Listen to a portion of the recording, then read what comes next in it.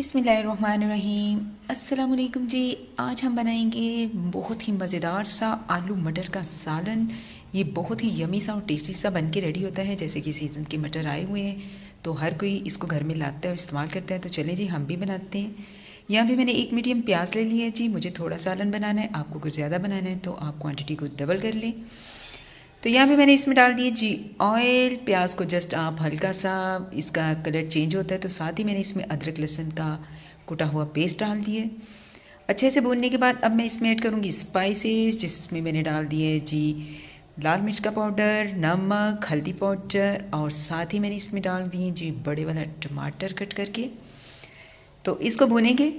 जब अच्छे से मसाले की भुनाई हो जाएगी तो साथ ही हम अब इसमें ऐड कर देंगे जी मटर। यहाँ मैंने मटर लिए हुए हैं तकरीबन 1 कप, और 2 मीडियम आलू मैंने साथ ही काट के ऐड कर दिए। तो अच्छे से इसको भूनते हैं। यहाँ भी जो काम है जी वो आपने इसकी जो भुनाई है 10 से 15 मिनट आपने इसको मीडियम टू लो फ्लेम पे भूनना है।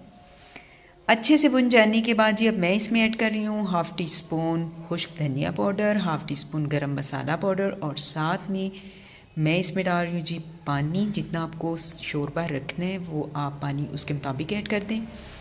तो पकाते हैं इसको दम वाली फ्लेम पे। साथ में इसमें ऐड कर रही हूँ ड्राई मेथी।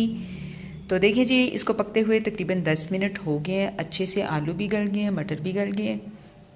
तो मैंने ऐड कर दी है हरी मिर्चें, हरा धनिया। तो निकालते हैं इसको प्लेट में।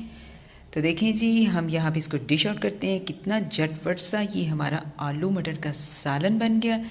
तो आप भी ये रेसिपी को ज़रूर ट्राई करें, बिस्मिल्लाह करें, खाएं पिएं, शुक्र करें और मेरे चैनल का विज़िट करें, सब्सक्राइब करें, लाइक करें। ओके जी, अल्लाह हाफिज़।